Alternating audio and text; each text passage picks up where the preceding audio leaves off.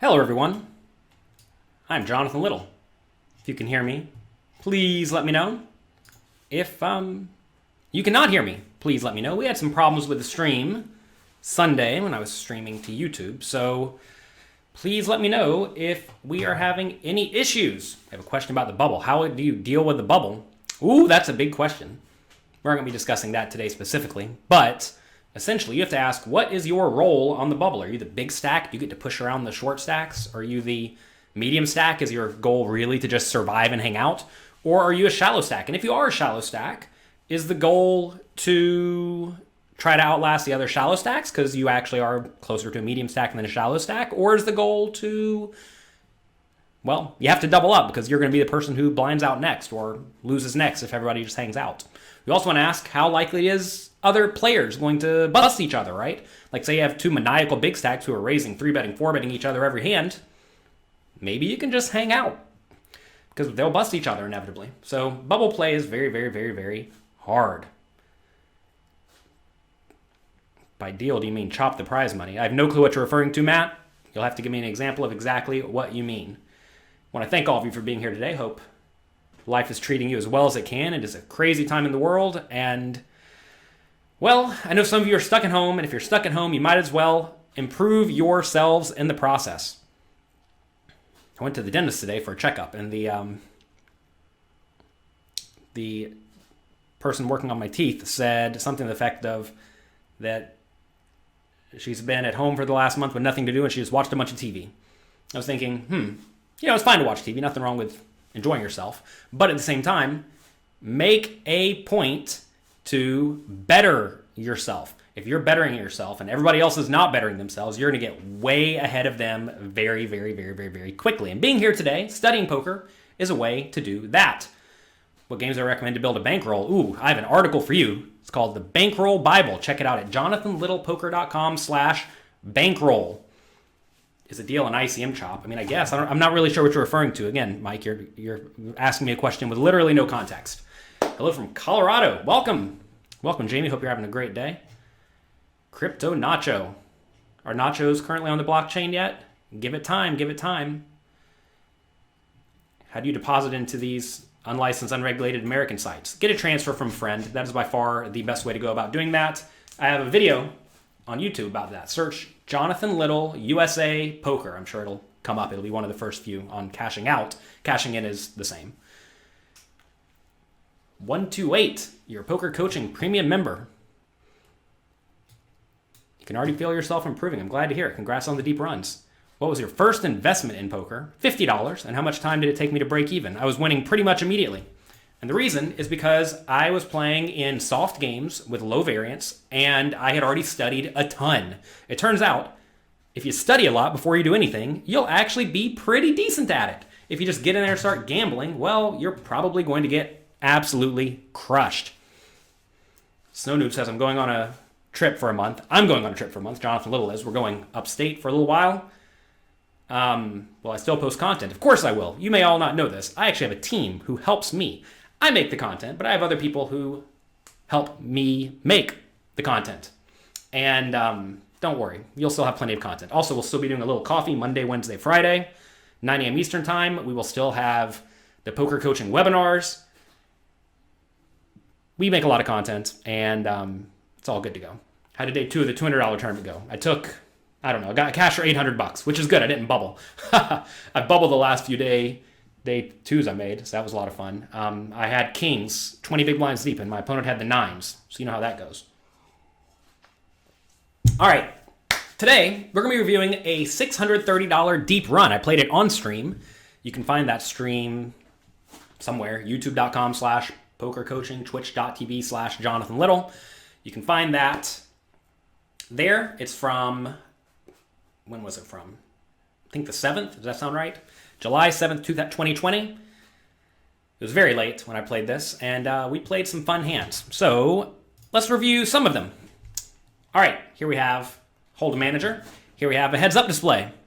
We'll go through a few of the lines here. We have V, that's voluntarily put dollars in pot. We have P, pre-flop raise.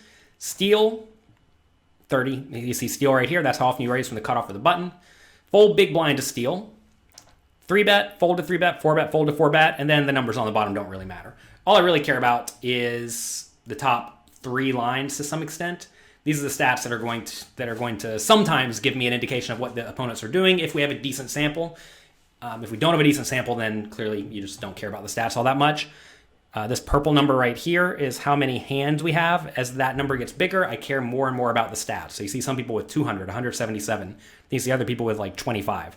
So 25, I don't really care all that much. 100 or 200, I start to care. 1,000, I like really care.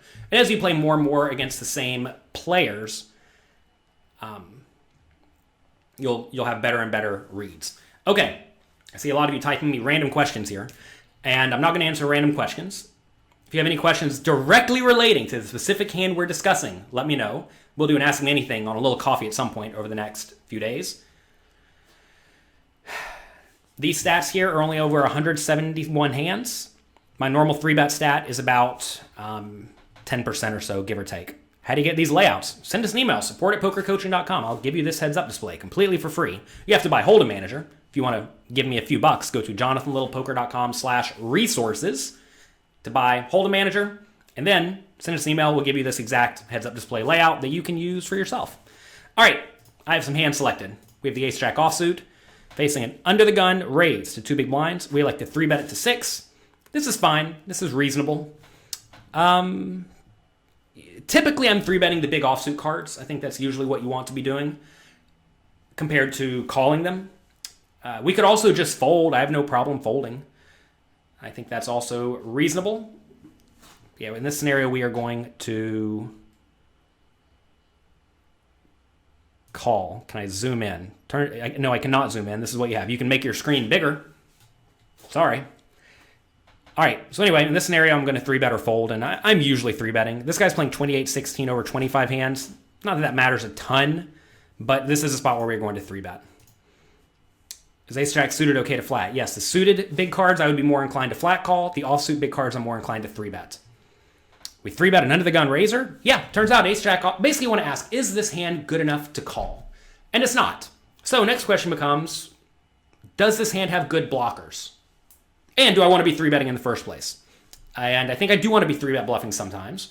So I'm either going to use king-queen offsuit, ace-jack offsuit, or if those are just a little bit too weak, I'm going to use ace-queen offsuit. I think ace-queen offsuit is a fine 3-bet as well. Usually I'm 3-betting ace-queen offsuit or ace-jack offsuit or ace-10 offsuit in this scenario. I'm probably over 3-betting a little bit too much, but that is okay. If we're not opening ace-jack offsuit in early position, why do we 3-bet it from late position? I am opening ace-jack offsuit under the gun. Opening ace-jack offsuit literally every time.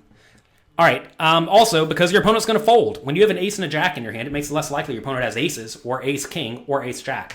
Do we ever 3-bet bluff the marginal suited connectors? Not against early position raisers because we want to have a blocker. This is a spot we're going to be 3-betting ace-x suited sometimes, and mostly the big card blocker hands. That's what I do.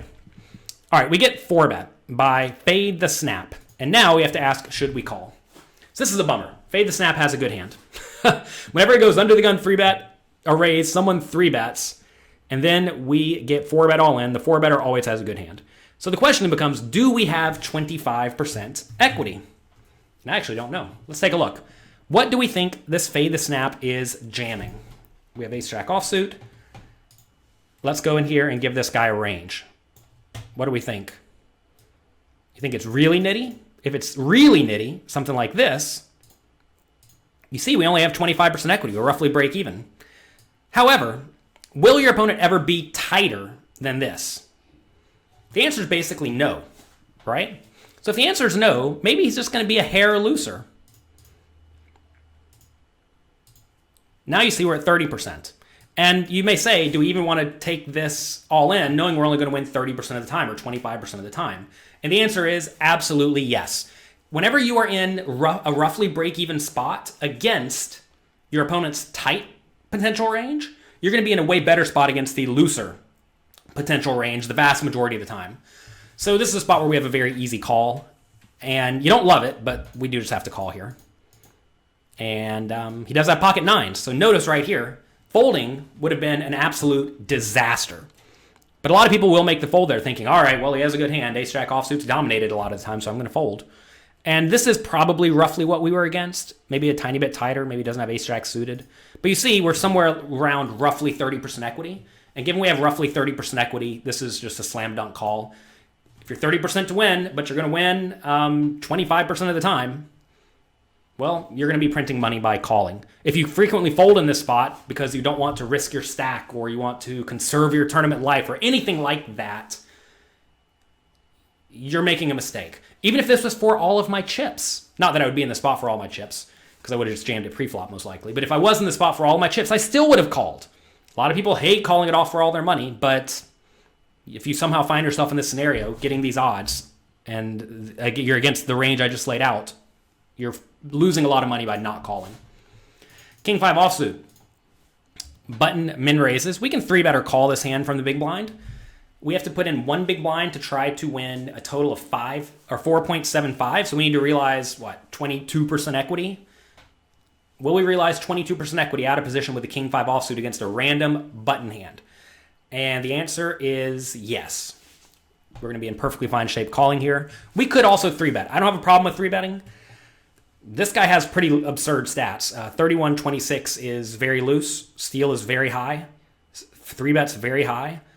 4-bet's reasonable. So this is a spot where I would definitely consider 3-betting. If I think I'm not going to get jammed on very often, I would definitely 3-bet. But this kind of player, when their stats start to get kind of absurd, like notice his fold to 3-bet's very low, this is a type of player that I don't really want to be 3-bet bluffing all that often. I want to be 3-betting these players just more for value. So we do call, get the nut flop. We check, opponent bets small. Take a second, ask yourself what you would do in this spot. Well, we would definitely like to raise. This is a scenario where we have loads of draws available. Whenever you have a lot of potential draws that you would definitely like to draw, that you would like to check raise, you also want to check raise your best hands that are susceptible to being outdrawn. Okay? So, this is a situation where we are going to raise. Opponent calls. Okay? Turn is the 6 of diamonds. How do you feel about this one? Let's go back to the flop, actually. Scott says you should jam it all in on the flop. When the opponent bets so tiny, you can't jam it all in. Jamming it all in would be a big mistake. Because then he's going to call us. Like while we do protect against the draws, he's only going to call the king or better then. When I raise small, he'll call with some junky draws. He'll call with an 8. He'll call with a bunch of hands that we're actually in really good shape against. So now on the turn, what do? I think we still want to keep betting. I know this is a very dicey spot. Lots of draws just got there. However, we are so shallow now to the point that we just have to call it off, or we have to bet. Also notice that our opponent could still have a lot of hands that have equity, like an 8 with a diamond, like a king with a diamond, right? Opponent could easily have those hands, and they're just not going to fold. If they do have a hand like 9-8 offsuit, I don't really care if they fold. Matt says lead in for about 6 big blinds. A lead is when you bet into the aggressor on the previous betting round. I was the aggressor on the previous betting round, so I don't get to lead. I'm just betting. A lead is when you bet into the aggressor on the previous betting round, and I was the aggressor, so I cannot lead. It's very important to use good, clear, crisp terminology when you're discussing poker. Otherwise, no one's going to know what you're talking about. All right, so we bet. I don't think we want to go much smaller than this. If we start to go smaller, that gives the opponent very, very good odds with his draws.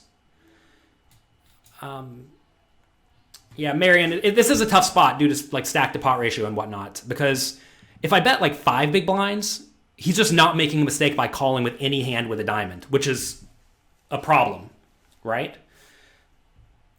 Matt, a lead and a donk are the exact same thing. A donk is just a derogatory term that people put on leading because they think they need to belittle their opponents. Okay, so in this situation, we want to bet an amount that doesn't give him very, very good odds to call with any diamond. So we need to bet more than like 5 big blinds. So notice if he does have a diamond at this point, it's probably a diamond with a pair. So those hands have additional outs. So this is a spot where we definitely want to be betting some. Like this. I think this is fine. And now he rips it in. Well, take a second, ask yourself what we should do. Bert says, you still play a lot of poker or mainly focused on coaching? I play on Sundays now when I'm home. Games are insanely soft right now. I have a higher win rate today than I've ever had in my whole life playing online. So that's neat. Usually games get tougher, but the games are certainly not tougher now. We're doing pretty well. Every Sunday we're loading up about 50 tournaments out the door. We end up making a few final tables. Last Sunday we had 2 final tables. We cashed in a tournament for $8,000 on Sunday. That was neat. Last Sunday we won 3 $2,500 satellites. We won a tournament. I think we took like a 6 in another tournament. Week before that we had there's one day where we had 2 wins. That was pretty cool. We won a $600 tournament the other week for I think $18K or something. So we're doing pretty nicely. This is a spot where I think we have a pretty easy call. Reason we have an easy call. Look at this guy's stats. This guy's stats are bonkers, right? This guy is going to have all sorts of marginal stuff. Like he may just randomly have a king with a diamond. He could have an 8 with a diamond. Obviously, we're going to be beat sometimes, as someone here in the chat said. We have a full house draw. Exactly, we have a full house draw. How bad could it be? Jeff has watched me stream sometimes. Yeah, we don't fold. This is another one of these spots where we don't really love it, but we need to be good 25% of the time. I don't know how often we are good, but I think it's okay to get it in.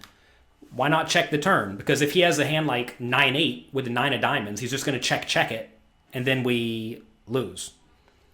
What was the buy-in price on this? This was a $600 buy-in tournament. So I think this is a pretty easy call. You have to realize, when I'm betting here against this guy, the plan is not to fold. If you're making a bet and you don't know what you're going to do when you do get raised, you need to do something different. But I already know here, when I make this bet, I'm not going to love it when he jams, but it's just like a kind of a puke call. We do call. You think we win on this river, or are we busto? Do we have to re-enter? No, we do not have to re-enter. He does have the king with the diamond, and we get lucky and fade some outs.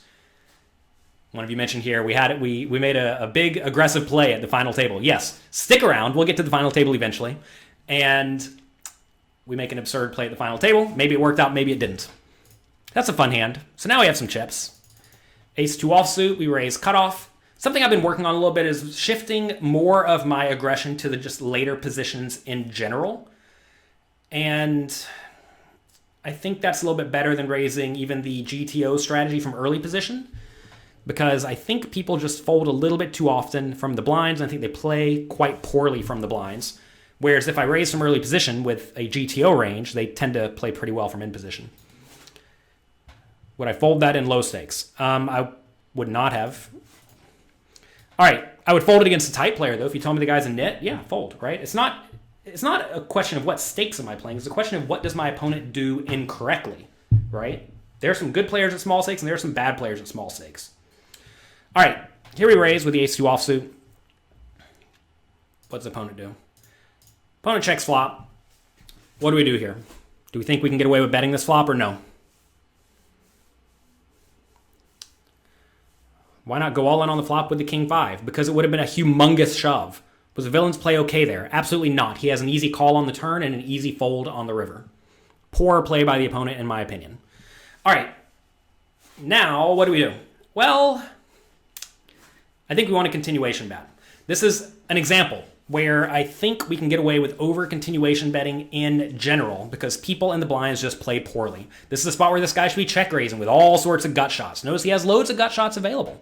But people just aren't. People don't check-raise nearly as often as they should. If they would, as maybe they do in the higher stakes games against a lot of just good, fundamentally sound opponents, we should be more inclined to check.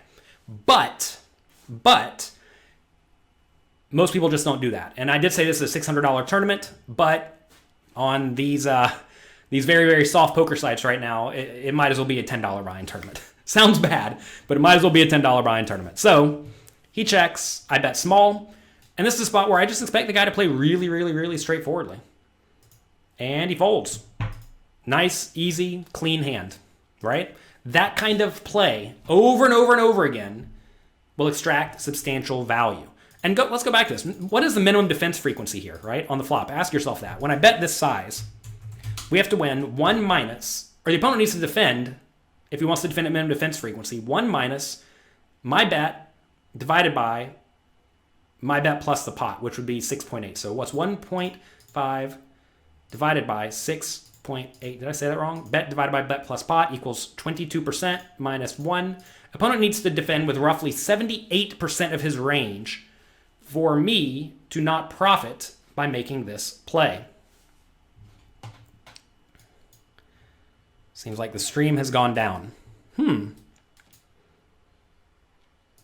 Seems like everyone, maybe they can't see this.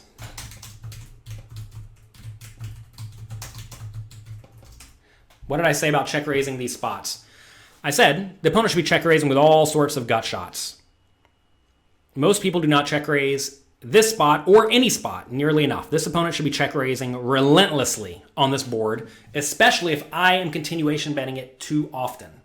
But they don't do it. Since they don't do it, that allows me to continuation bet more than my fair share of the time. All right, we're going to keep moving forward. If we have any more issues, let me know and we'll pause for a minute. I will discuss this with the streaming program, and with any luck, we'll get this fixed for next time. All right. Open it up with the Jack 9 of diamonds. Big blind calls. Opponent checks flop. This is a spot where, again, just continuation bet frequently. It's perfectly fine to bet frequently. Why is it bad to shove with that king 5 after my opponent bet small? We would be risking like 40 big blinds or whatever it was to win a 4 big blind pot. It's not a good risk-reward ratio. The opponent's going to fold the vast majority of the time. We want the opponent to call a lot. If we were shallower, then we could jam. All right, here we check raise, or we bet small on the flop. Opponent calls. We could also check here. The hands you typically want to check are going to be your marginal made hands. This is obviously a marginal made hand, but this is also a board that I think I can just bet frequently and small, and the opponent can call with a lot of worse stuff. You have to realize here, if the opponent just folds anything ever, you're going to print money when you bet in the spot. Turns a 6, it goes check, check. Our hand has definitely become downgraded to an obvious marginal made hand. When you bet the flop and your opponent calls, presumably your opponent's going to fold out their absolute trash, so now they must have something. And if they must have something, now this 9 becomes clearly marginal. Okay?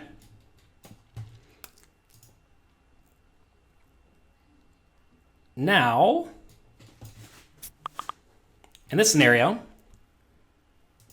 opponent checks river. Should we value bet the river? Take a second. Think about it. Give it some thought. This is one of these situations where against a weak, tight, straightforward player, I think we have a pretty clear value bet. However, against a decent player in the high stakes games, you should be much more inclined to check, because this is a board where we will get check raised some portion of the time against good players. Also, you want to ask, what am I trying to get called by in this spot? I'm trying to get called by a 7. In this scenario, this is a spot where a 7 will probably only call a relatively small bet. So if we're going to bet, we want to bet small. That's for sure.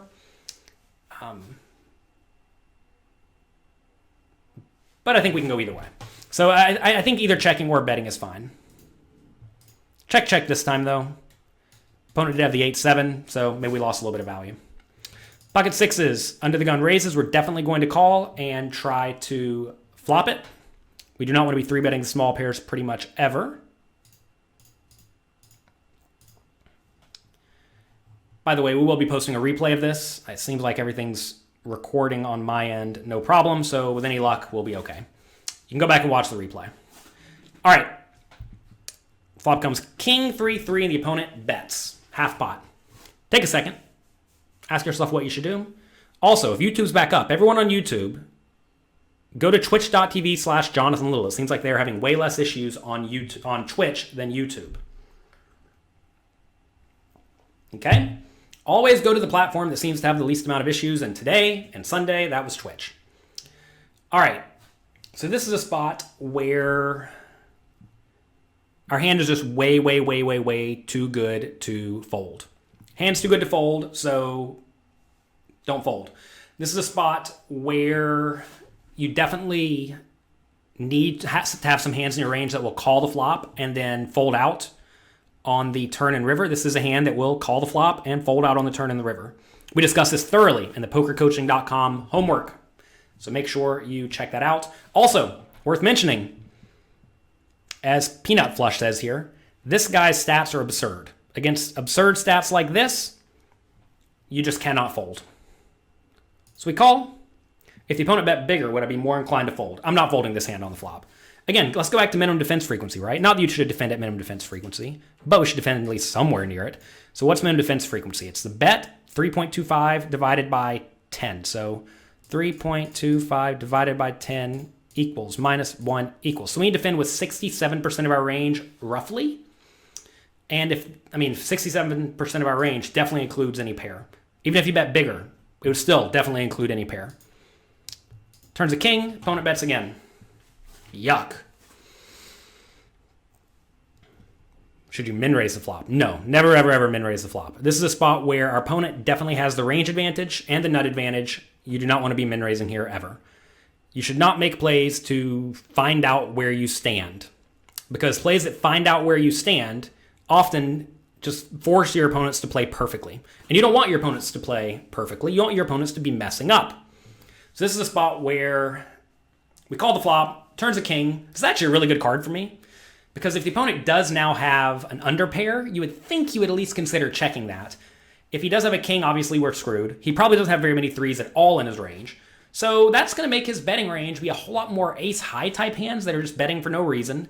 Could also be hands like airballs, like Queen-Jack, Jack-10, 8-7, that feel inclined to continue betting. So I think this is a pretty good turn to call as well. River's a 4. He checks and makes my life easy. We're definitely going to check behind. There's no point of value betting here because he could still have a hand like queens. Now, if he did bet the river, it would have been very nasty. If he goes all in on the river, obviously it's a horrible spot for me. I'd probably end up folding. But he checks, and we just check it back. And we beat ace-8. I hate his bet on the turn with ace-8. I hate his pre-flop raise with ace-8. Notice, very loose stats. What are they raising with? Well, they have to raise with be raising with a whole lot of garbage. Again, if you're watching this on YouTube and you want to have fewer technical issues, because I bet they're going to happen again, head over to twitch.tv/Jonathan Little. All right, pocket fours. We make the min raise. We get minimum 3-bet by a person with 17 big blinds. Yuck. What is happening here? So first off, min 3-bets are almost always terrible.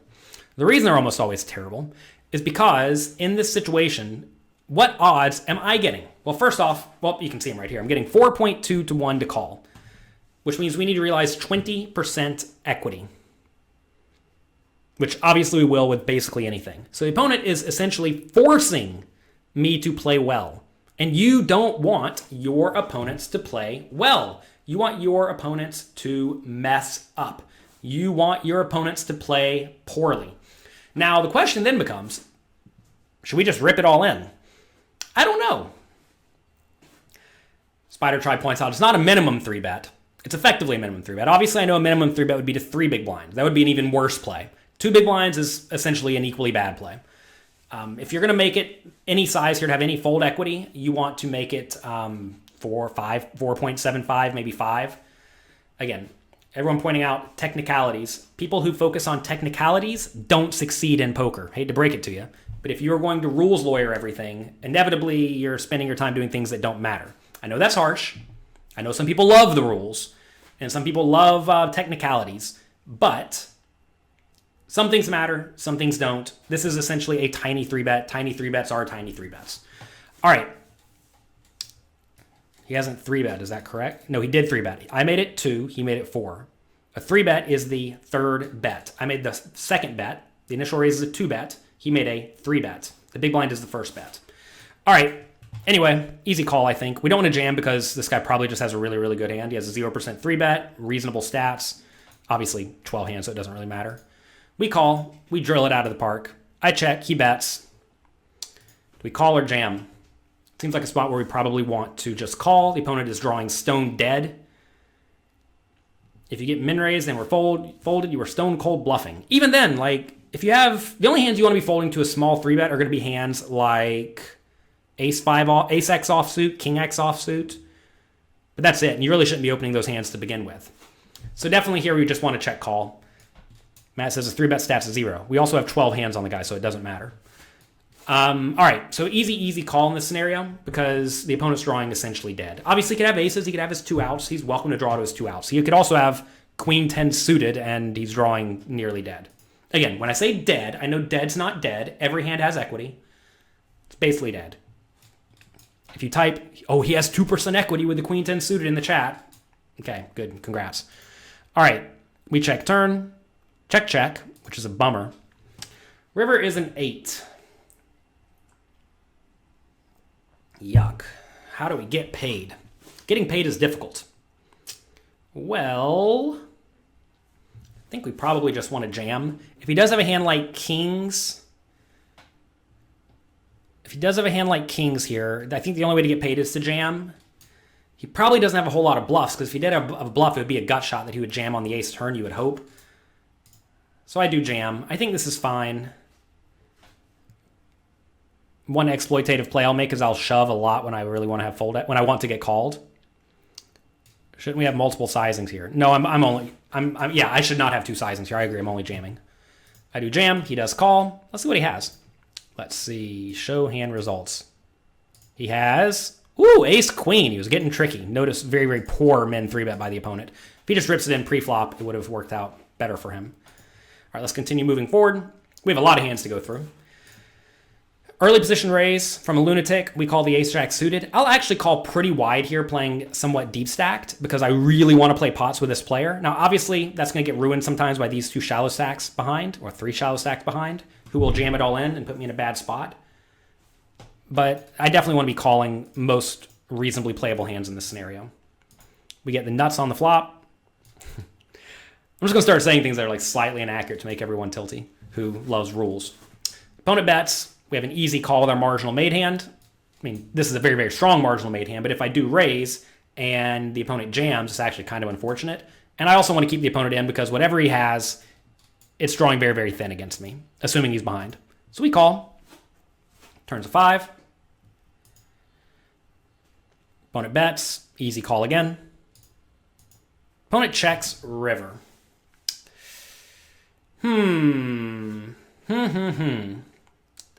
Well, do we value bet? We have the best hand virtually every time. What are we trying to get called by? We're trying to get called by a king. So in this scenario, we probably don't want to jam because we're trying to get called by a king. Also notice we're not going to jam to try to get an ace to fold out a chop. No one's folding out an ace here. So we don't care about that whatsoever. We care about getting called by worse. Now, I don't think he has a whole lot of kings, but he may. He may also make a bad hero call with pocket 10s. If he does, do that. Nate, thanks for setting up my Twitch bot. I appreciate it. If you have Amazon Prime and want to support the content, subscribe with Amazon Prime. It's free. It's literally free for you to support the streamers you enjoy. So this is a spot where I think we have a pretty easy bet. We have the best hand or chop the vast majority of the time. So I think we need to go small. I did the levelly play of 23 big blinds. This is a spot where, I mean, I get what I'm doing. The problem, though, is this guy really going to hero with a king? I definitely like making bets like this against lunatics. I definitely like this against lunatics because they'll hero call you very, very wide. I would hate this play against a weak type player. Against a weak type player, you need to bet something like, I don't know, if the pot's 30, you want to bet like 7 or 4. But against the lunatic, I think you either need to bet 4 or big, but not all in. We don't want to jam here because if we jam, he will definitely fold out the bluff catchers. So I think the sizing is fine. The neat thing about this sizing is it needs to get called compared to a 4 big blind bet. What, like 20% as often? Does this bet get called 20% as often as a 4 big blind bet against the lunatic? It almost certainly does. This probably gets called, I don't know, 30% of the time as often. So if we get 23 big blinds 30% of the time, let's get out the calculator. Where's the calculator? So let's say we get called. Let's say we get called by this 23 big blind bet. All right, let's say we get called half. Let's say we get called 20% of the time here, okay?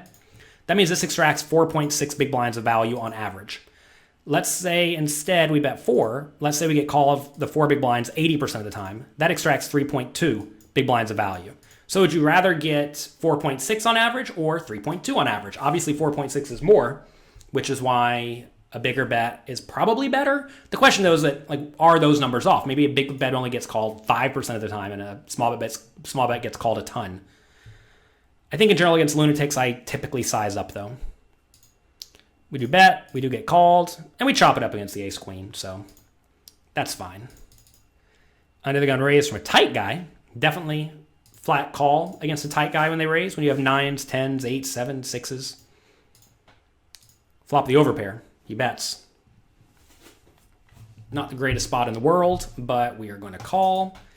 This is one where whatever the opponent has loads of equity, but if I raise and get jammed, I'm probably supposed to fold, and I really don't want to fold. You may say, will a tight guy ever actually jam ace, king, ace, queen, ace, jack here? I wouldn't think so, but sometimes. They may also just rip it in with 7s because they don't know how to play, which would be a disaster if I folded to that. He checks turn. Now we have the best hand most of the time, so I think we can go for a small value bet. That is what we do. And we just get the fold. This is a spot where perhaps previous life Jonathan Little would have just checked behind the turn looking to hero call every time. But I think against most people, when they continuation bet flop and then check the turn, they're usually giving up. And whatever they're giving up with usually has okay equity against me. Like right here, if he has queen jack, I don't care if he folds his queen jack, right? In the past, I would check this and then call any river bet, unless it's a 2, or an ace or a king. But here, if we can bet small and clean up the equity very well, I think it's fine. Also, the guy could have a hand like pocket 6s that'll check call. So I like a small bet in this scenario. If I bet 20, 30 blinds and the guy jammed on the river for 7 more, would I have called? Yes, I would have called. Would have been terrible, but I would have called. All right, ace queen suited. We raise it up, get called, get jammed. All right. Well, we need to realize 41% equity here. You think we realize 41% equity with the ace queen of diamonds? Take a second, think about it. Run your own simulation on your end. You can get this program Equilab, just search it, it's completely free. You might as well get free stuff, right? What is the guy jamming? Let's suppose he's jamming tight. Against a tight jamming range, we have 39% equity, right? And remember, we only need to be 41, so we already know against a tight range, easy call. Well, I'm sorry, against a tight range, it's barely a fold. What about against a slightly looser range? Now we're at 50%, so slam dunk call. If it gets even looser than this, then it's just a super slam dunk call. So this is a situation where we just have a trivially easy call with this ace queen suited. You do not need to be thinking about, oh, if I lose a bunch of chips. You don't want to be thinking, oh, I don't want to flip in a tournament. You want to be thinking, how much equity do I actually have? And you probably have 45-ish% equity in general. Is this edited just to show the hands you play? We're not going through all the hands I played. This tournament had like 400 hands. We're not going through 400 hands. This is only a 1 hour-ish long webinar. We're almost done. I think we do probably want to shove here. I definitely don't want to let either player behind me get the ideas of calling it off with pocket jacks or pocket 10s or something like that. Odds that they're slow playing are both quite low. Most people 3-bet all their best hands in later positions against my late position raise, so pretty free to jam there. And king queen offsuit. Ooh, that's lucky. All right, 8-7 offsuit. Min raise early position. We will call very, very wide here. We have a gut shot. Check. He bets small. Ugh. Do we raise it? Well, first off, we're not folding here. Some people may say we only have a gut shot. We actually have a double gut shot, right? We can get 5, 6, 7, 8, 9, and we can get 7, 8, 9, 10 jack. So we have a double gutter. And for that reason, it's like an open-ended straight draw. You ever folding queen 10 here or 10, 8 here? Obviously, no. So should we call? In scenarios like this, the thought process for you should be, who has the nut advantage? As your opponent has a bigger nut advantage in this spot, you should be more inclined to call. Because if you raise, and you're raising into a whole lot of nut hands, then your opponent's just not going to fold. You want to be raising draws when you have the nut advantage yourself. Here, it's kind of in the middle. You really would not... look, the opponent's obviously raising all the hands that connect well with this board with the jack and the 9. But we're also going to be defending with all those too. So I think I typically want to be raising with the worst hands. How do you figure out your pot odds? Well, let's go back to this previous hand real quick. I'll show you. In this scenario, we have to put in 23, well, whatever the difference between 2 and 25 is, so what's that? 23.71 to win a total pot of his 26, my 26, small blind, big blind, 2 big blinds from each of these guys. So we do 23.71 divided by whatever the whole pot will be. This program does it for you. It says we need to win 42.6% of the time. Okay.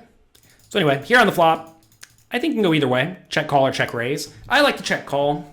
And the reason I think check calling is fine is because I really just don't want to have much of a raising range here in general. And also, this is a spot where if I do raise and I get jammed on, it's miserably bad. How much am I going to raise to? Say I make it 8 and the guy jams for 40? Or if I make it 9 and the guy jams for 40? We have to put in 30 to win a total of like 90? 30 to win 90 means we have to realize 30%, 33%, which is actually kind of close, right? So check raising is going to put us in this nasty spot where we have to call it off roughly break even. Here, I'm probably going to just check raise my best draws and my weakest draws. Because if you have like queen 10 of diamonds, you can just check raise and call it off. If you have a really bad draw, like 10-7, no wait, 10-7, is that a draw? Yeah, 10-7 or queen 8. Those are draws you can check raise and then easily fold to a jam. So I think that's probably what I'm doing here. I may still check call the best hands too. Typically, you want to check raise the draws that have the least amount of showdown value and or equity. But really, I'm not check raising here all that often because we don't really have the nut advantage. Turns of 5. Buckle up. We got the card we wanted. Whenever the turn... What just happened here? Whenever the turn is a 9 or a 5, we should highly consider leading. Why? Because I would always check call the flop with a 9 or a 5. And also because the opponent would likely not bet the flop with all of his 9s and all of his 5s. Like if he had 10-9, he'd very often just check it back because it's a very clear marginal made hand. If you're not very up to speed on the ranges that your opponents could have and how they would play, definitely check out pokercoaching.com. Okay, so here we like to lead. This is a situation where I'm going to lead small on the turn, and then we're going to be betting big on the river. That's the play. I already know what I'm doing. You may say, what if he has a jack? He's just going to call. Indeed. If he does have a jack, he's going to call. Looks like the stream may be frozen again. All right, Peanut Flush says it's still working fine for you. If it's ever not working, click refresh. If someone's listening to this, tell people if it's not working to click refresh.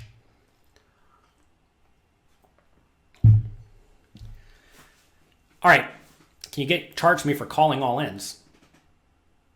We have an app. Search the Poker Coaching app on the iTunes or the Android's App Store, and that has a push-fold chart in it. All right, so this is a spot where we definitely want to be leading. We're going to lead small on the turn, blast river. If he has a jack, we lose. If we don't have a jack, we win the pot. We do bet small, and he just folds. This is a spot where a lot of people miss this. But this is a very, very clear spot to lead. You want to be leading with your draws that lack showdown value, and you want to be leading with your 5s. There's a question, do we lead on a diamond? Definitely no, because who has the nut advantage on a diamond? Well, the opponent, because the opponent raises a lot of ace-x suited hands pre-flop, right? So if he has all the ace-x suited hands, and I have all of them too, but my range is also a whole lot of other weaker stuff. This is a spot where he has the nut advantage on a diamond. You want to be leading when you have the nut advantage. And the 5 hits my range way harder than it hits my opponent's range. So all those 5s in my hand that were very marginal now become very, very strong. So this is a great spot to lead small and then blast river. Okay. We min raise, are facing under the gun min raise. We defend the 10-5 suited. Easy defend here. When you're facing a min raise, you want to be defending very, very wide. We get the 5, the power 5. We check call. We could check raise. If we were shallower, we would strongly consider check raising. Again, mainly that's because we would have the nut advantage here. I would definitely check raise my bad draws. Like say I had 6-4, easy spot to check raise. But this 5 is a very clear marginal made hand. Turns to 3, check, he bets again.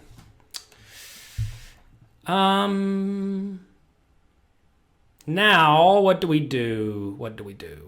Well, this guy's, active enough. Not absurd. This is a spot where I think we want to be calling again. This is one of these hands where I think the general plan is check, call, flop, check, call, turn, check, fold, river. And then we are going to... The problem with this is, like, this may actually be one of the best hands in my range, right? And if this is one of the best hands in my range, then we can't really fold it. Now, we do see here, this player has 33% turn bet over 566 hands, which is starting to become a real number, which 33% is not very high. So his turn betting range is going to be kind of strong. But, whatever. I think this hand is just too good. So we do call. River's a 6. We check. He checks. They give me the pot. Ooh, that's lucky. What do we have? He has the ace and the king. Ooh, I hate the turn bet by him. There's no reason for him to bet the turn. He has very clear marginal made hand himself. So I do not like the turn bet. If I was in his shoes, I would have raised pre-flop, bet small and flop, check, check, turn, check, check, river, and hope to win. If the river turn was the ace of diamonds on the previous hand, we just check fold to a bet. We don't have anything. When your marginal draw becomes a bad draw, it's okay to just check fold. Don't think you have to just always consistently blast your opponents. Would we have called a pot size turn bet? Yes. It seems like a lot of you really enjoy folding. It turns out you don't really win a whole lot of money by folding. You make money by playing hands and by winning hands. The secret is to keep your opponent's range as wide as you possibly can so that you're in fine shape. So the 33% turn bet means nothing. Not over 566 hands, I don't think. I think it means a little something, but certainly not enough for me to fold out one of the hands at the top of my range. It's important to realize that is a hand near the top of my range.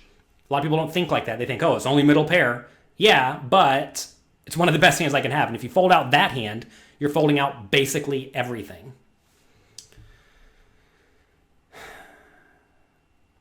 People complaining about it being frozen again. Goodness gracious, we're going to have to get this fixed.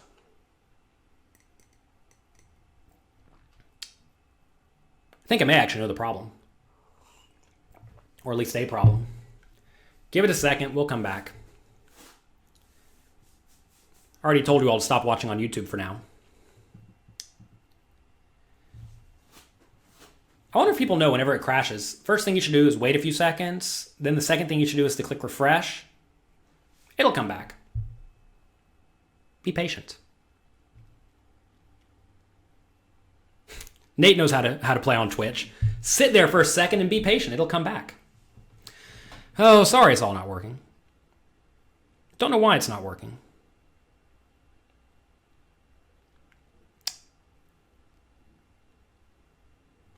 All you had to do was wait a second. All you had to do was wait a second. Refresh worked. Okay, good. Because that's how it works.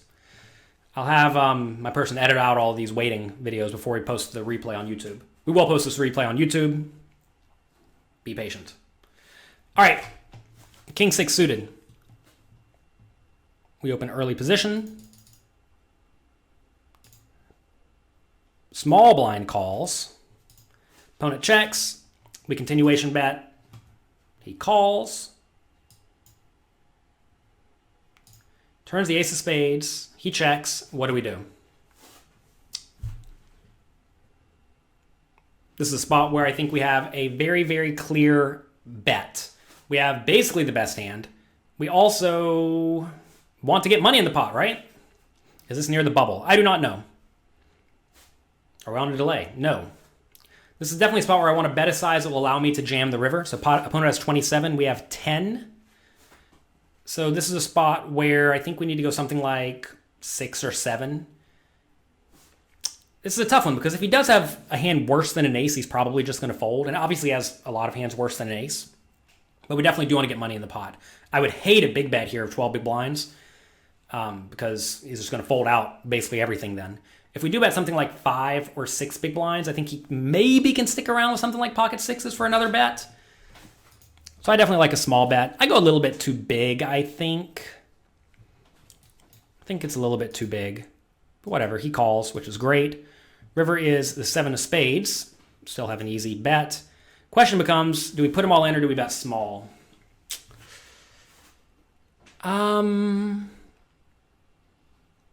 I think we can go either way here. This guy does seem like he has normal reg stats. So given he has normal reg stats, This is a spot where I think we need to go big. If this guy was very tight, then I think we should go small. Do I think ACR is more trustworthy than PokerStars? Is that meant to be a joke? Obviously not.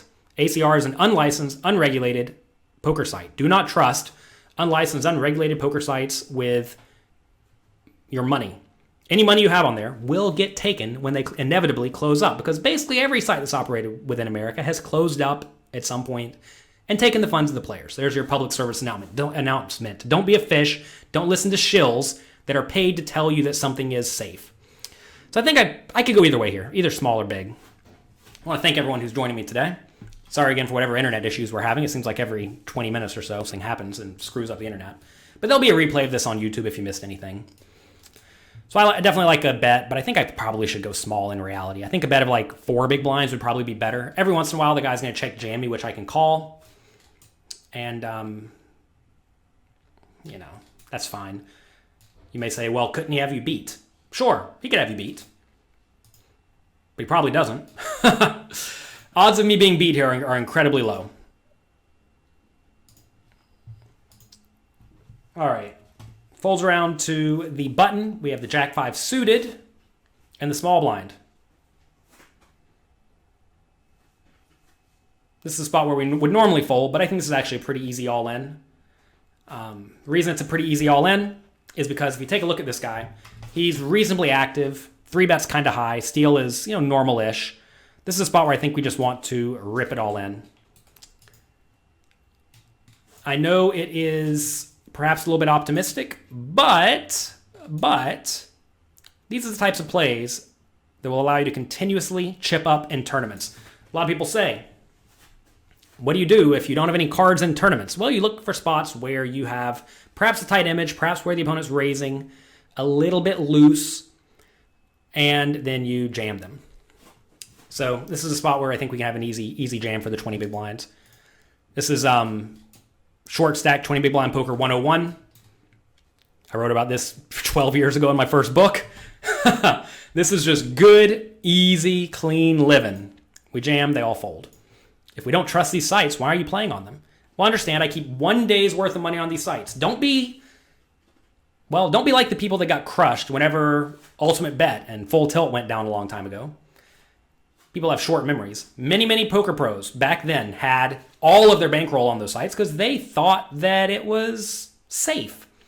And to be fair, back then, maybe we didn't even know any better. But a lot of people had, let's say, $20,000 to their name and had it all on one of these unlicensed, unregulated sites. And the site closed.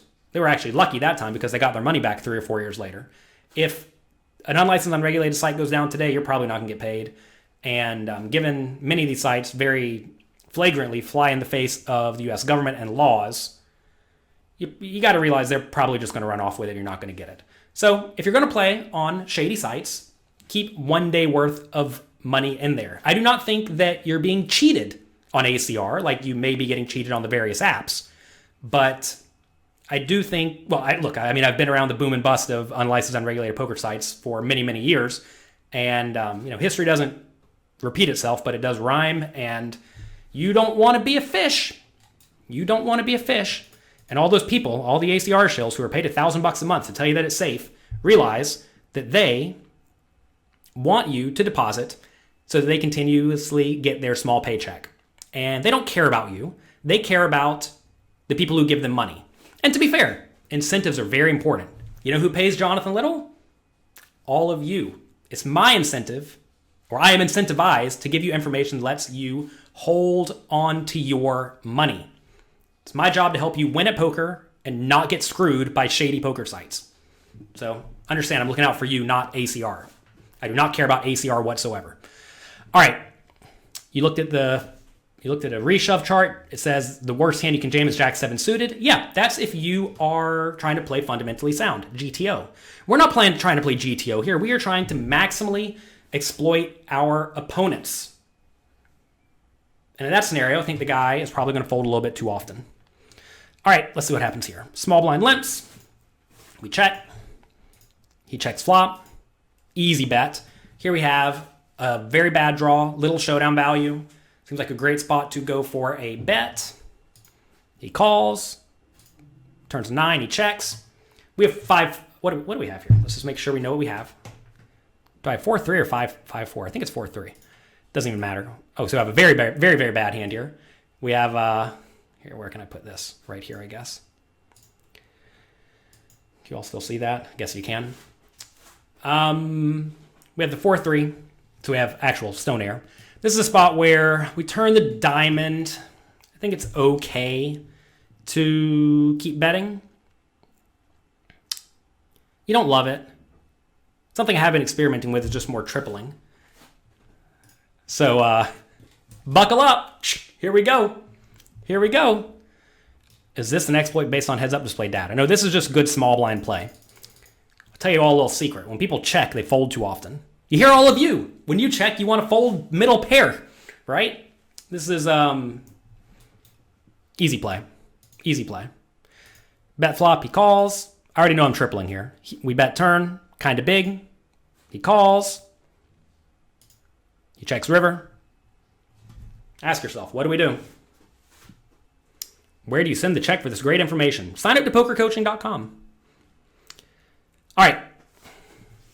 How much do we bet? The question is, do we jam or do we bet small? I don't really know the answer to that.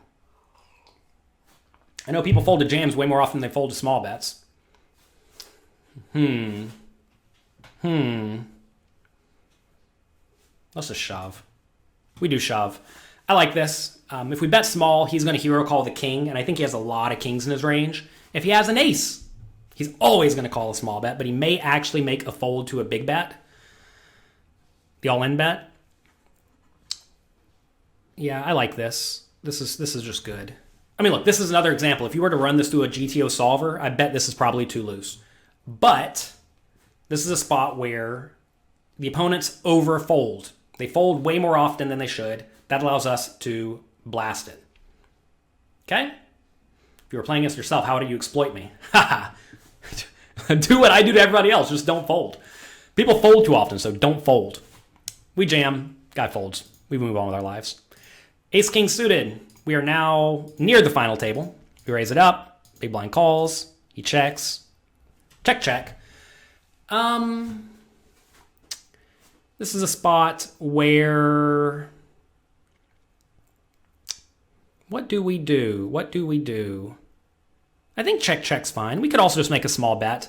This guy is relatively loose, relatively aggressive. Given this guy is relatively loose and relatively aggressive, we're going to get check raised here a decent amount of the time. We really don't want to get check raised. So I think it's okay to play the ace-king suited as a marginal made hand. He bets turn. Take a second. Ask what you do.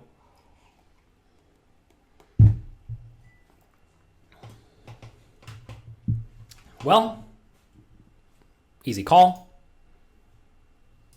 Can a GTO solver take into account your opponent's stats? Yeah, of course it can. You just have to enter the strategy for your opponent. You have to understand a solver is as good as the inputs you put into it. What a lot of people do is they just assume their opponent's playing GTO, and that's just obviously not the case, right? If you input your opponent overfolds to bets on the river, you know what the solver's going to tell you to do? It's going to tell you to blast like a lunatic. All right, easy call and turn. Opponent checks river. Do we need to bluff? That could be spicy. I think we probably don't need to bluff here. Check, check. Do we have videos on heads-up display settings? Yes, at pokercoaching.com. Alex Fitzgerald has lots of content on how to use the various programs, all sorts of programs. So notice here, the opponent just made a big punt. Easy bet for the opponent on the river. He should probably be betting very big. Notice here, many of these hands, if the opponents just bet as they should have, we would have not played, we would have had way fewer chips, right? This is a spot where the opponent has an easy bet on the river, and I obviously fold if he bets kind of big, and then we move on with our life. So very, very bad play by the opponent. Pocket sevens, I believe we're at the final table now. Under the gun limp from T. Crames, who, funny enough, was a coach back on my first poker training site like 15 years ago. We have a jam from the button. And then we have pocket sevens in the big blind. Take a second. Think about it. Muggy keeps asking me to go through tons of math. Sorry, we're not doing that right now. The answer is some of your draws improve to good hands by the river. That's essentially what it amounts to. This is a spot where I think we have a very easy fold. Notice this guy jamming is actually quite tight, right? So we have a tight shover. I also know T. Crames is a good poker player. So if he's a good poker player, what's he limping with? I don't know. I actually have a chapter in my upcoming book, Excelling at Tough No Limit Hold'em Games, by a guy named Jaffe, who is a world-class player, one of the best in the world. I think he was number one at one point or another. And his old chapter is limping at the final table with a medium stack because you don't really want to raise and get jammed on. Notice here, look at these stacks at the final table, right? We have a 30 big blind stack, 9, 15, 9, 30, and 70. If he raises, I can just rip it in a lot. Like if he raised here and it folds around to me, I'm always shoving 7s. And he has to fold basically everything. So he knows this. So he wants to limp. That way he can play a slightly wider range. If there was no limper, would you call? Yes, obviously. 7s is the nuts. So this is a spot where I think we have a pretty easy fold. This guy to jam in this scenario must have something good. He has to expect to have little to no fold equity because T. Crame should have a reasonable range here if he's anywhere near competent. Like I said, I know the guy's been playing poker 15 years and he was good enough for me to hire him as a coach 15 years ago. So obviously he's good. So this is a spot where I think we just need to make a fold. We do fold. What do they have? Ace 10 offsuit. And ooh, he was trying to get me. Good thing he didn't min raise and this guy folds. So nice sidestep of a spot where it seems like all of you wanted to jam or go all in. That would have been a big mistake. It's important to realize all your opponents are not awful. If we thought T. Crames was awful and he was limping with all garbage, then sure, it's as if he doesn't even exist. You just put a big blind in the pot for free. But good players don't put a big blind in the pot for free. All right, we made it to the big punt. Before we go through the big punt, where we play quite aggressively, let me tell you about the Father's Day sale. We have a Father's Day sale happening at pokercoaching.com. Happy Father's Day to all the fathers out there. And we are putting a lot of my best training content on sale. You can check this out at pokercoaching.com/Father's Day. If you're a cash game player, we have all sorts of content here. We have how to beat wild games, how to beat 5-10 no limit games, how to beat loose crazy games. Lots and lots of cash game content. Giving you a solid discount on those. We also have my cash game masterclass. This is 29 lessons with quizzes after the vast majority of them to make sure you know how to play cash games well. Next, tournament content. We have content where I review other people's hands. We review my final table play. We review my biggest online win ever. We review the 109 win. We review lots and lots and lots of tournaments that I have played and that many of the best players in the world have played. We also have a few very big coaching sessions that I did with my students who have gone on to absolutely crush it. One is a guy named Faraz Jaka, a very, very strong player. He turned $5 into 1.3 million on Party Poker. It's pretty good for him. Since then, went out to the World Series, did fine. And then, just recently, he won $200,000 again in another online tournament. So Faraz is absolutely crushing it. This is 13 hours of me teaching him how to crush the games. However, I realize that, these prices are all somewhat high. So we have pokercoaching.com, which takes all of my best content and gives it to you. Also, we have training content from many of the best players in the world. Here's our current roster. We have me, Matt Affleck. He is a solid grinder. We have Alex Fitzgerald, who has, maybe coached more people than me. We have Evan Jarvis, Gripst. We have Jonathan Jaffe. You all may not know him. He's not on social media so much, but he may have the highest ROI of anyone. He absolutely crushes the games. We have Michael Acevedo, the GTO master. He wrote the book Modern Poker Theory. We have Lexy Gavin. She is crushing tournaments, crushing cash games left and right. We have Tristan Wade. And we also have Faraz Jaka. Faraz Jaka is another maximally exploitative player who I have learned a ton from. Also, we just hired James Romero. If you don't know him, look him up. He will be a household name.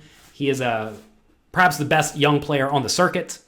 I hate playing against him. He is very, very good. And I personally learned a ton from him. He was in the top 10 players in the world last year. So at Poker Coaching, we have loads and loads of interactive quizzes where you have to tell me what you would do in a spot, kind of like I was doing here today with all of you.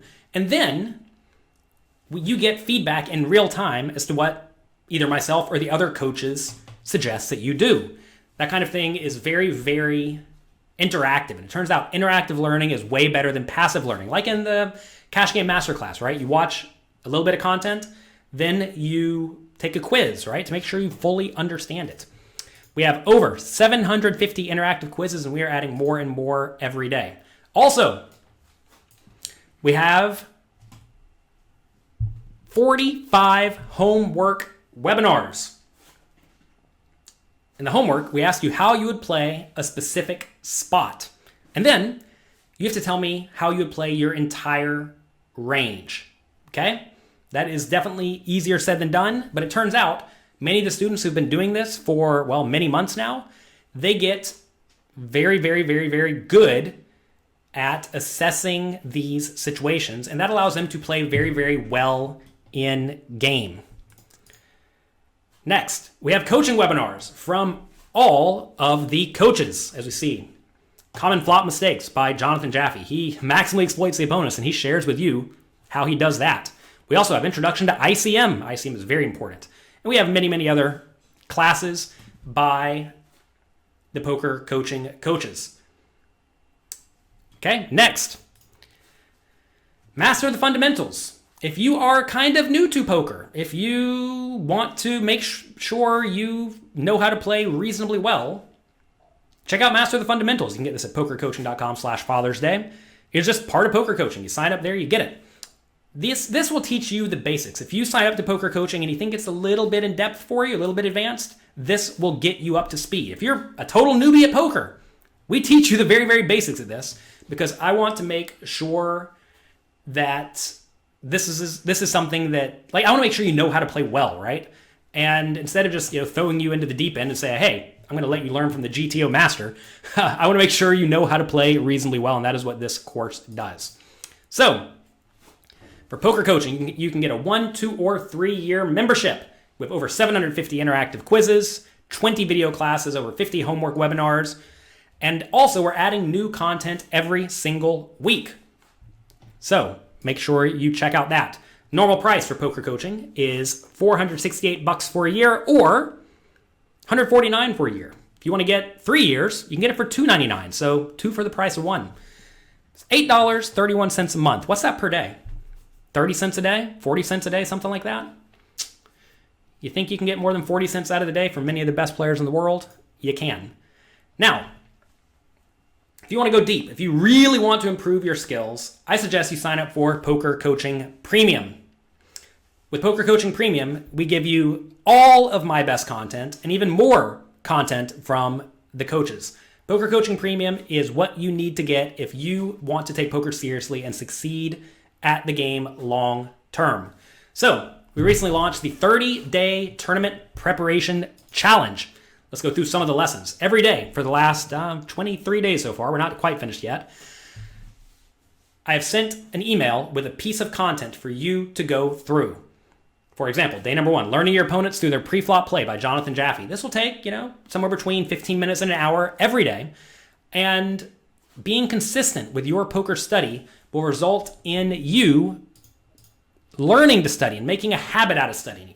If you make a habit out of studying, you will inevitably crush the games long term. A lot of people think studying poker is, watching someone on Twitch while having a beer late at night. Hate to break it to you, that is not studying. That is goofing off. I want to teach you how to study and how to succeed. Someone asked earlier, do we have heads-up display information? Right here, Master the Heads-Up Display by Alex Fitzgerald. I want to make sure you fully understand that. That is a big part of this 30-day challenge. Also, live play and explain. Before I started streaming the last 3 weeks, I just sat down and recorded myself playing. It was 15 hours long. I sat here for 15 hours all day, grinded it out. I think I had a second and a third that day. And I sit there, grind it out all day, and do it. It's right there for you. pokercoaching.com/Father's Day. So, Poker Coaching Premium for an annual membership. There's over 850 interactive quizzes, over 130 video classes where I discuss specific questions that my students have asked me. I explain those to you. Imagine any poker question. If you type any poker question in the chat box here, it's probably one of these 130 questions. And you know what? If it's not, you can send me an email, say, Jonathan, I see we have these 130 classes, but this specific thing's not covered. I'll make the video. That is part of what I do. I want to make sure you never have any unanswered questions pertaining to poker. So we have over 130 video classes from me answering basically any question you could have about poker. We also have 70 coaching webinars from the world-class coaches. And over the next year, we're going to be adding another 300 quizzes, another 24 video classes from me, more homework, and also more live coaching videos from all of the world-class coaches. So normally, if you pay $99 per month for Poker Coaching Premium, you can get it for, what is this, half off? You can get it for half off if you buy a whole year in advance. Right now, pokercoaching.com/Father's Day. So here are the best options for you. You could be buying these products individually, or you can get them all included with your memberships at Poker Coaching. So check that out at pokercoaching.com/Father's Day.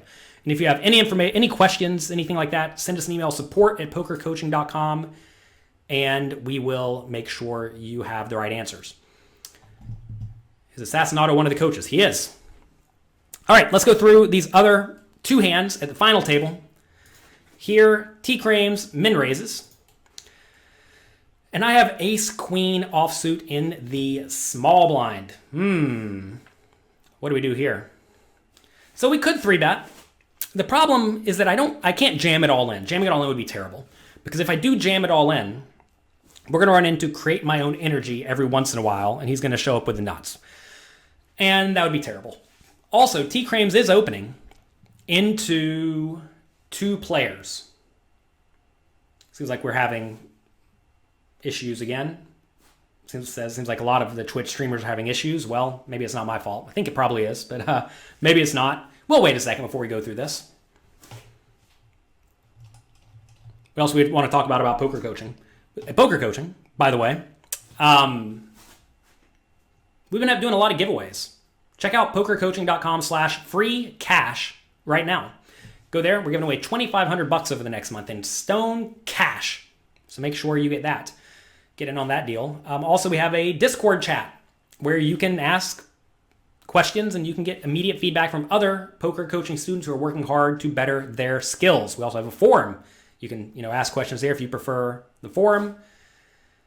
And, pre-COVID, we were backing people into live poker tournaments. If you're a poker coaching member and I see that you are there and you are working hard to better your skills, every month we were buying people into live poker tournaments. They can get out there and test themselves. So just a few more perks of poker coaching.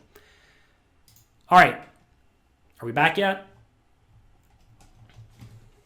Maybe we're back, maybe we're not. I'm not sure. All right, I think we're probably back. So here with the ace-queen offsuit, I think the prudent play is definitely to just call, but I also think that we certainly could 3-bet. If we do 3-bet and T-Crames jams, this would be very, very, very, very bad, right? We really do not want to get jammed in this spot. So since I really don't want to get jammed, I think we need to call. Big blind calls as well. Flop comes Jack 10-2. Check, check. T-Crames bets 3 big blinds. So what do we do now? Well, the hand's definitely too good to fold because we have a gut shot and 2 overcards. Given we have a gut shot and 2 overcards, this is a spot where the hand's just too good. So given the hand is too good,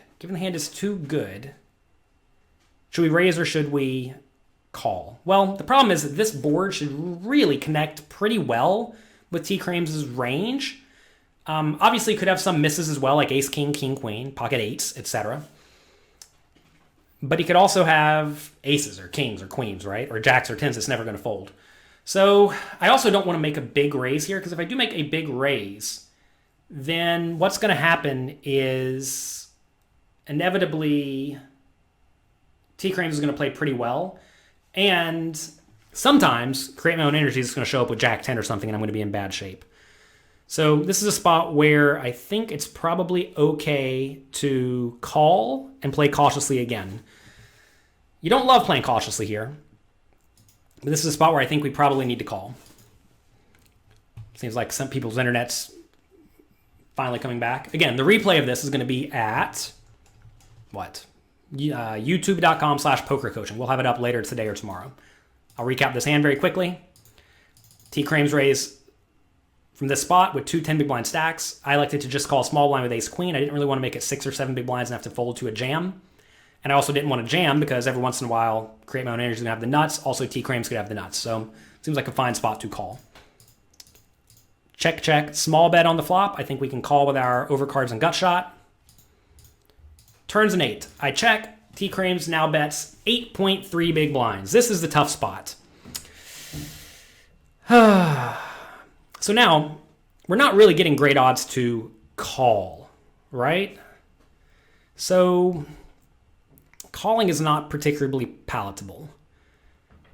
We're also in a spot where if I do jam, it's definitely going to put T. Crames in a miserable spot because obviously my range contains a whole lot of good hands here. I would definitely have Queen 9. I would definitely have Jack 10, at least suiteds. Ace Jack, would I jam Ace Jack? I'm not sure. This is an interesting spot though because if you try to come up with some draws for me that I would like to jam, there really aren't a whole lot of draws I would like to jam. Because if I did have a hand like Jack 9 or 10-9 or even not, or 10-8. I'm sorry, not 10-9, 10-8, 9-8. These hands all have showdown value. I don't need to jam those because those are actually good sometimes. King Queen. I guess I could jam King Queen. I think that's probably reasonable. Ace Queen, that's reasonable. Ace King, probably not. I probably 3-bet Ace King every time pre-flop.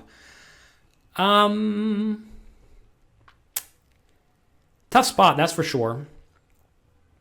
What other bluffs do I realistically have? If I had Ace 5 suited on the flop, I'd probably just fold it. So I don't have Ace X suited.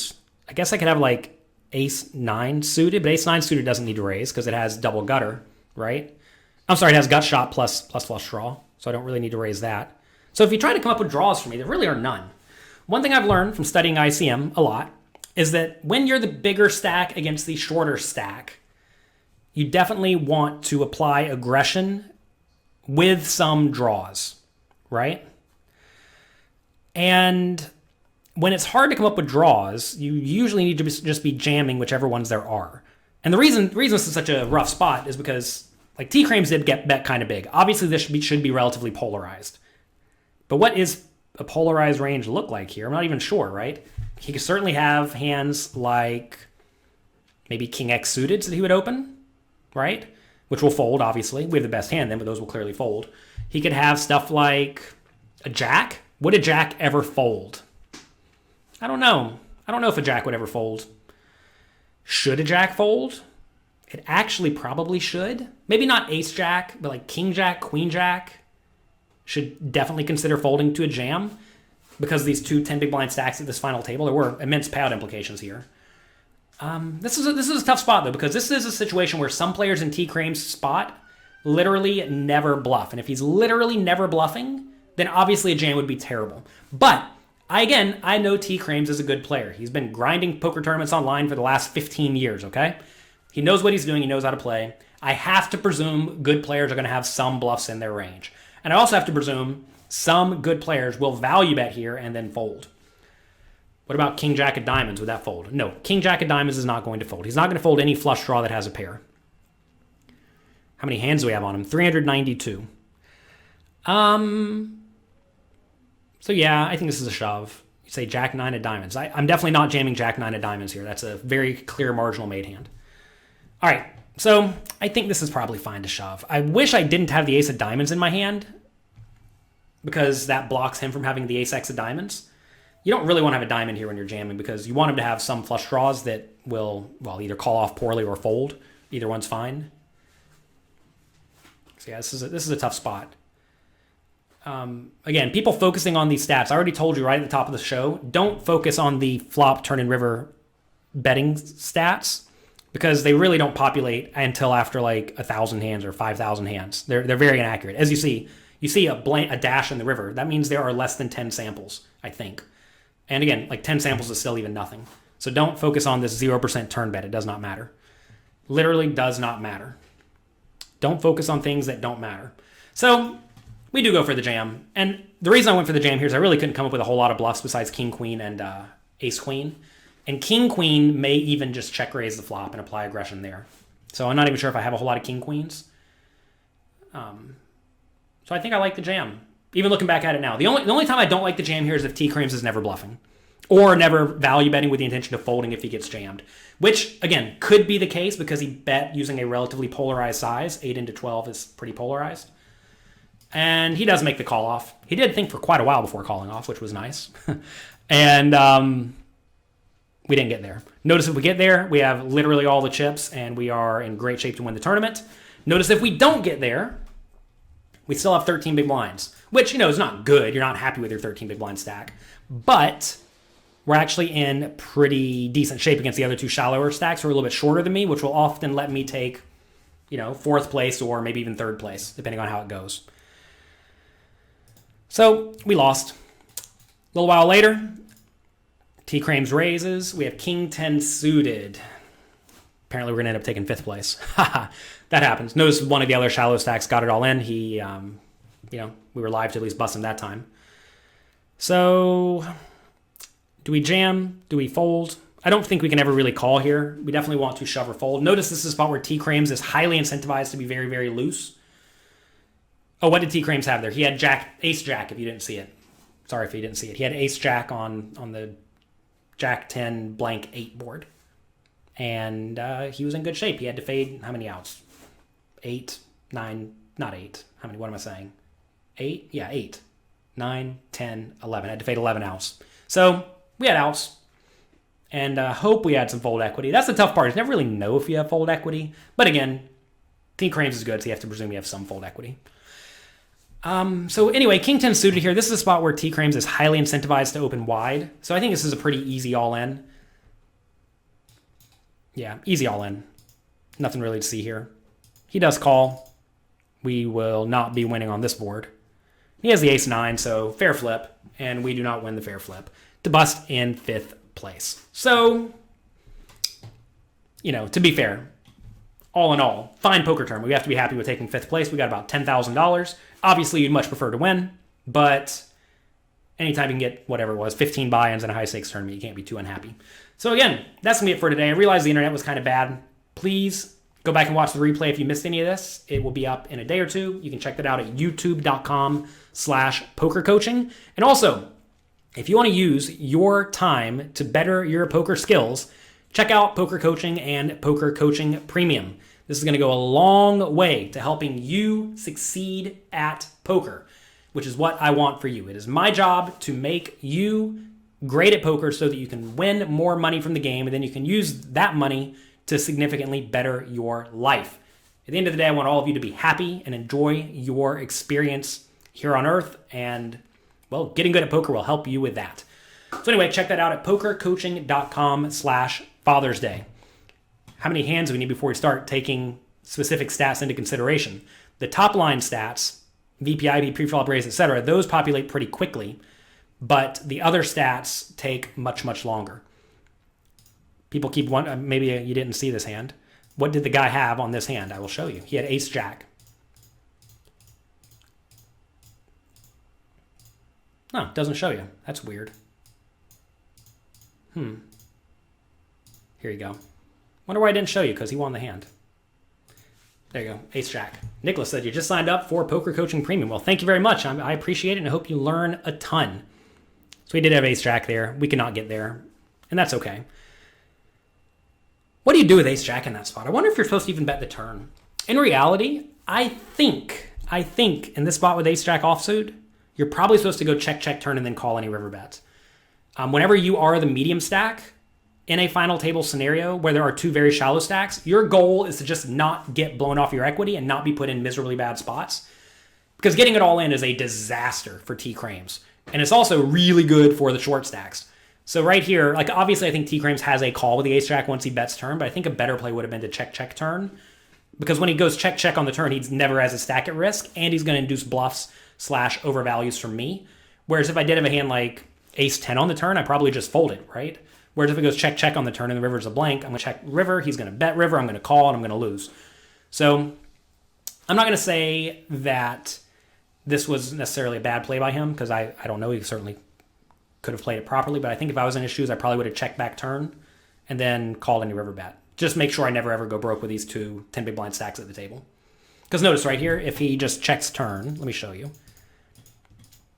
If he checks turn here, I'm never going to be betting 38 big blinds, right? So what's going to happen on the river is I'm going to bet 10 big blinds. If I decide to bet with basically any hand in my range, he calls, he loses, he goes down to 27.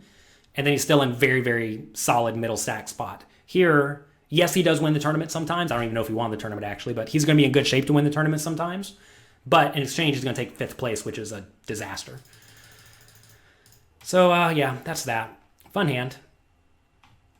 Matt Affleck always emphasizes min raising with 15 big blinds. When do you start shoving? Because you run into problems with raising 12 big blinds and getting outdrawn. Well, sometimes you're going to get outdrawn. That's part of poker. In exchange for getting outdrawn, you maximize value. Typically, though, I'm min raising from early position with about 12 big blinds or less, maybe 8, maybe 11 big blinds or less. Fewer if you want to be precisely good with English.